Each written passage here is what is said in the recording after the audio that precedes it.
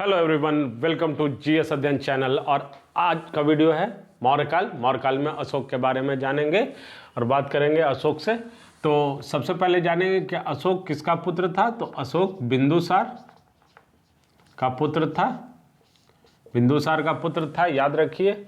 और बिंदुसार की मृत्यु के समय अशोक अवंती राज्य का गवर्नर था, गवर्नर या राज्यपाल, कहीं कहीं आपको वायसराय भी मिलेगा। और प्रश्न पूछे जा सकते हैं कि अशोक किस राज्य का गवर्नर था, तो आपका जवाब होगा अवंती।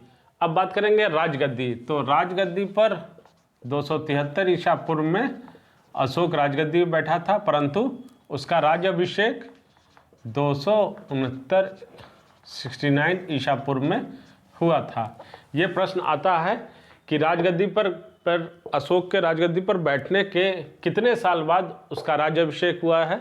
तो आपका जवाब होगा 4 साल बाद। अन्य नाम, अशोक का अन्य नाम पुराण में अशोकवर्धन,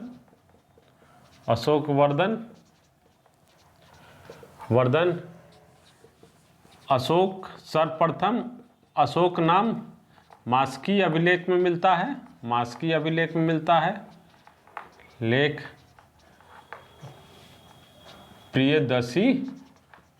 प्रियदर्शी उसे भाबरू अभिलेख में से मिलता है। तो या देव नाम प्रियदर्शी भी कहा जाता है। तो कुछ नाम है जिसको याद रखना है आपको, जैसे प्रियदर्शी, भाबरू अभिलेख, अशोक सर्वप्रथम। मास्की अभिलेख में अशोक का नाम अशोक मिलता है, पुराण में अशोकवर्धन मिलता है, और अशोक मौर्य गिरनार अभिलेख में मिलता है, गिरनार अभिलेख में मिलता है। लेकिन सबसे इम्पोर्टेंट है और जो जानने वाला बात है कि आपको पुराण में क्या कहा जाता है और प्रियदर्शी या देवनाम प्रियदर्शी किस अभिलेख में मिलता है। तो भाबरू अभिलेख में। इनकी माता का नाम शुभद्रांगी था। क्या था? शुभद्रांगी। पुत्र महेंद्र और पुत्री संघमित्रा थी, जो कि बौद्ध धर्म के प्रचार के लिए इन दोनों को श्रीलंका भेजा गया था। मैं आगे बात करूंगा। साम्राज्य उत्तर पश्चिम में अफगानिस्तान,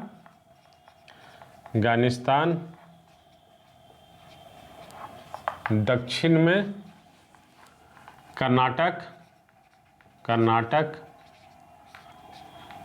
पूर्व में बंगाल की खाड़ी तथा पश्चिम में काठियावाड़ तक फैली हुई थी।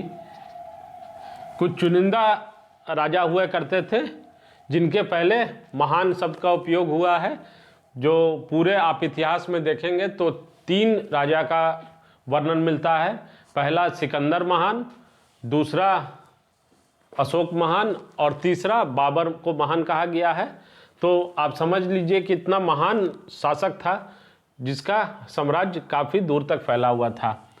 कल्हन की पुस्तक राजत रंगनी में ये दिया हुआ है कि श्रीनगर की स्थापना अशोक ने की थी कश्मीर में बितस्ता नदी के किनारे। कौन सी नदी के किनारे? बितस्ता नदी के किनारे श्रीनगर की स्थापना किसने की? तो अशोक ने की। ये प्रश्न पूछा जाता है, इसको आपको याद रखना है। प्रत्यक्ष संपर्क, ये प्रश्न आता है इस तरह से कि पहला राजा भारत में कौन सा पहला राजा था जो जनता से प्रत्यक्ष संपर्क रखता था।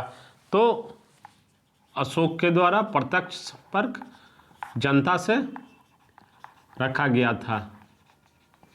बहुत इंपॉर्टेंट है। स्तूप, अशोक ने करीब 84,000 स्तूप बनवाया था, 84,000 स्तूप बनवाया था। अब ये बात करते हैं कि कलिंग पर आक्रमण, ये बहुत इंपॉर्टेंट है। कलिंग पर आक्रमण, अशोक ने अपने राज्याभिषेक के 8वें वर्ष कलिंग पर आक्रमण किया था। 261 ईसा पूर्व में, जिसकी राजधानी तोसली थी। कहाँ थी राजधानी? तोसली।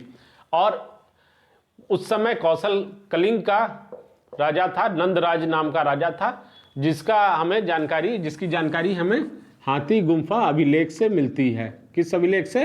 हाथी गुम्फा अभिलेख। तो आप राजधानी देखें। प्रश्न आता है कि कलिंग कहाँ पर है, तो कलिंग उड़ीसा में पड़ता है। और जब कलिंग पर आक्रमण हुआ और उसके बाद युद्ध में करीब 1 लाख सैनिक मारे गए और 1.5 लाख बंदी बनाए गए। इस भीषण नरसंहार को देखते हुए अशोक का मन विचलित हो उठा और उसने भेरी घोष के जगह धम्म घोष को अपना लिया और उसके बाद उसने बौद्ध धर्म को अपनाया, जिसकी दीक्षा उसने उपगुप्त से ली। किससे ली दीक्षा?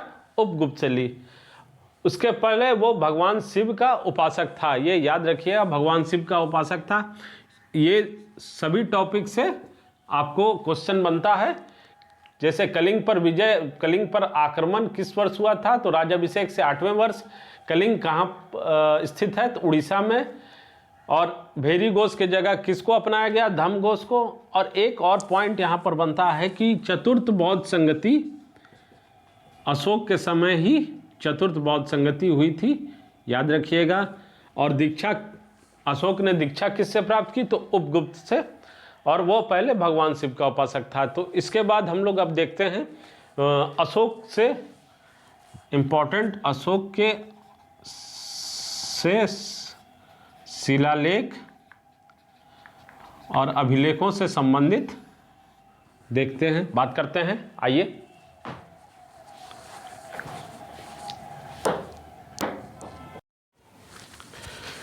तो आइए दोस्तों, अब बात करते हैं अशोक के अभिलेख से।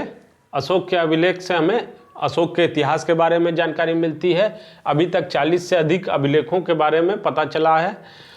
इसकी खोज सर्वप्रथम 1750 ईस्वी में टी फैंथलर द्वारा किया गया था। किसके द्वारा? टी फैंथलर। परंतु सर्वप्रथम जो पढ़ा गया था वो जेम्स प्रिंसेप के द्वारा 1837 ईस्वी में अभिलेखों को पढ़ा गया था। अभिलेख को पढ़ा गया था, ये याद रखिएगा, ये इंपॉर्टेंट है। जेम्स प्रिंसेप के द्वारा सर्वप्रथम 1837 ईस्वी में अशोक के अभिलेखों को पढ़ा गया था। ठीक है। इसमें लिपि और भाषा जो अभिलेख में यूज हुआ था, ब्राह्मी लिपि और भाषा पाली था। ये प्रश्न आते हैं परीक्षा में कि किस लिपि और भाषा में अभिलेख मिले हैं, तो सबसे अधिक ब्राह्मी लिपि और पाली भाषा में। मगर इनमें 4 लिपियों का प्रयोग हुआ था अभिलेख में: अरमाइक, खरोष्ठी,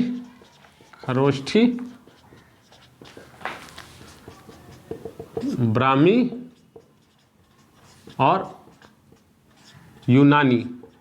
ये 4 लिपियों का प्रयोग हुआ था।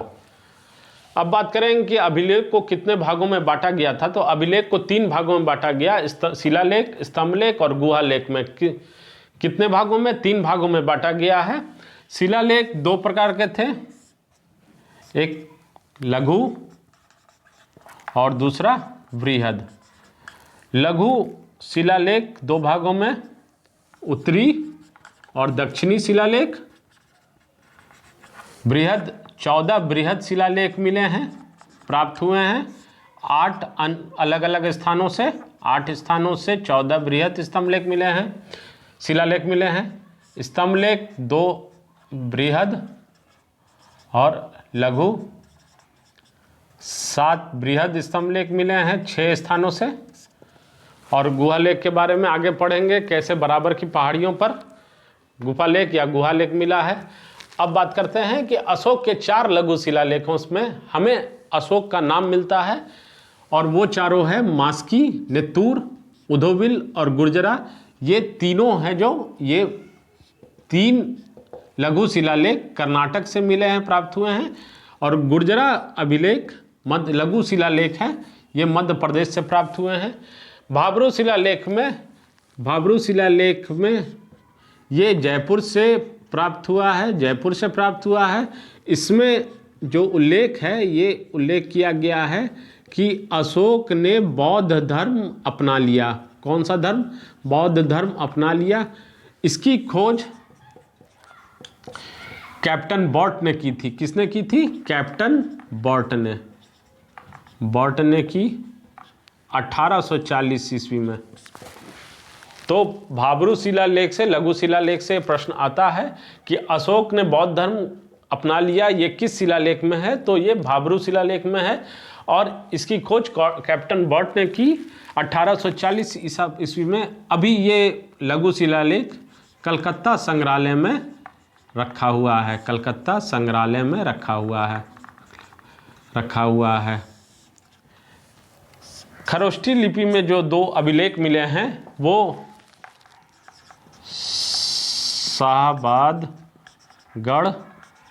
और मान सेहरा, ये दोनों पाकिस्तान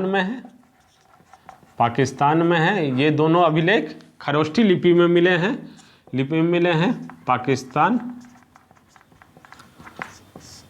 तो प्रश्न रहते हैं कि खरोष्ठी लिपि में कौन कौन से अभिलेख मिले हैं? तो शाहबादगढ़ और मानसहरा। तो जैसा मैंने आपको अशोक के अभिलेख से ये ओवरऑल व्यू मैंने आपको दिया है। अब बात करते हैं जो लघु शिलालेख के बारे में हो गया। अब बात करेंगे कि 14 बृहद शिलालेख में क्या क्या उल्लेखित है, इसके बारे में जानते हैं। तो चलिए बात करते हैं।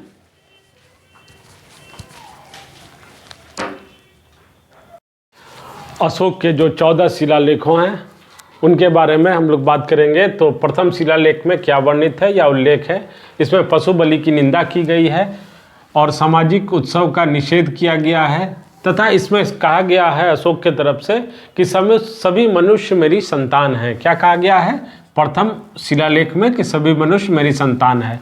अब बात करेंगे द्वितीय शिलालेख। तो द्वितीय शिलालेख में श्रीलंका में अशोक ने मनुष्य एवं पशुओं के लिए चिकित्सा व्यवस्था का भेजा था, वहाँ पर चिकित्सा व्यवस्था की गई थी। तृतीय शिलालेख में जो अशोक के अधिकारी थे रज्जुका को प्रति 5 वर्ष पर धर्म प्रचार हेतु समाज का दौरा करने को कहा गया था। चतुर्थ शिलालेख में धर्म संबंधी शिक्षा दी गई थी और 5वां शिलालेख में कि राज्य अभिषेक के 13वें वर्ष की गई धर्म महामात्रों की नियुक्ति के बारे में उल्लेख किया गया है। किसमें? 5वां शिलालेख में। अब छठा शिलालेख की बात करते हैं। तो छठा शिलालेख में कि प्रजा की भलाई को अपना प्रथम और उत्तम कर्तव्य बताया। अशोक ने छठे शिलालेख में क्या बताया? कि प्रजा की भलाई को अपना प्रथम और उत्तम कर्तव्य बताया। 7वां शिलालेख में उसने कहा कि सभी संप्रदाय को मिलजुल कर रहने का संदेश दिया। और 7वां शिलालेख प्रश्न आता है कि 7वां शिलालेख सबसे लंबा शिलालेख कौन सा है? तो 7वां शिलालेख सबसे लंबा शिलालेख है, ये याद रखिएगा। 8वां शिलालेख राज्य अभिषेक के 10वें वर्ष बोध गया यात्रा का विवरण आपको 8वां शिलालेख में मिलता है, या धर्म यात्रा इस तरह से ही बोल सकते हैं कि धर्म यात्रा का विवरण कौन सा शिलालेख में है? तो 8वां शिलालेख। 9वां शिलालेख में आदर व शिष्टाचार को अपनाने का अनुरोध किया गया है और खर्चीले समारोह को रोकने की बात की गई है। 10वें शिलालेख में राजा व उच्च अधिकारी को हमेशा प्रजा के हित का सोचने का निर्देश दिया है। तो 10वें शिलालेख। इस 10वें शिलालेख में सबसे इम्पोर्टेंट जो है वो 7वां शिलालेख है, क्योंकि सबसे लंबा है प्रथम शिलालेख। तो ये याद रखिएगा। चलिए आगे बात करते हैं। 11वां शिलालेख, इसमें धम्म को की व्याख्या की गई है। 12वें शिलालेख में सभी संप्रदाय के मध्य धार्मिक सहिष्णुता और स्त्री महामात्रियों की नियुक्ति की बात 12वें शिलालेख में की गई है। 13वें शिलालेख में कलिंग युद्ध का वर्णन है। ये सबसे इंपॉर्टेंट है कि कलिंग युद्ध का वर्णन कौन से शिलालेख में मिलता है, ये प्रश्न आता ही है। तो इसको बहुत ही इम्पोर्टेंट आप मानिए, ये बहुत इम्पोर्टेंट है। और ये सबसे बड़ा शिलालेख आप याद रखिएगा। कुछ प्रश्न पूछा जाएगा कि अगर सबसे लंबा शिलालेख तो 7वां शिलालेख है, और अगर पूछा जाएगा कि सबसे बड़ा शिलालेख तो सबसे बड़ा शिलालेख 13वां शिलालेख है। इसको ध्यान में रखिएगा। लास्ट शिलालेख जो 14वां है वो धार्मिक जीवन जीने की प्रेरणा के लिए का है, और सभी अभिलेखों में जो गलतियां रह गई थी उसका वर्णन किया गया है 14वें शिलालेख में। तो मैंने आपको अशोक से रिलेटेड सारी चीज़ों को यहाँ पर बताया है। तो जैसा कि अभिलेख में शिलालेख फर्स्ट पार्ट था, नेक्स्ट पार्ट हम लोग स्तंभ लेख और गुफा लेख और प्रशासनिक दृष्टिकोण से अशोक के बारे में बात करेंगे हमारे भाग 2 में। अगर आप इसका ऑब्जेक्टिव बनाना चाहते हैं या मल्टीपल चॉइस क्वेश्चन आंसर बनाना चाहते हैं तो इसका डिस्क्रिप्शन मैंने दे रखा है, उस लिंक पे क्लिक कीजिएगा तो आप मल्टीपल चॉइस क्वेश्चन आंसर बना सकते हैं। तो चलिए मिलते हैं, बात करते हैं हम लोग भाग 2 में, अशोक के भाग 2 में, जिसमें हम लोग देखेंगे स्तंभ लेख और गुफा लेख के बारे में और प्रशासनिक चीज़ों के बारे में पढ़ेंगे हम लोग, है ना। तो धन्यवाद। अगर आप इससे वीडियो से कुछ सीखे हैं या आपको कुछ इन्फॉर्मेशन प्राप्त हुआ है तो लाइक और सब्सक्राइब करना ना भूलेंगे। धन्यवाद, थैंक्स।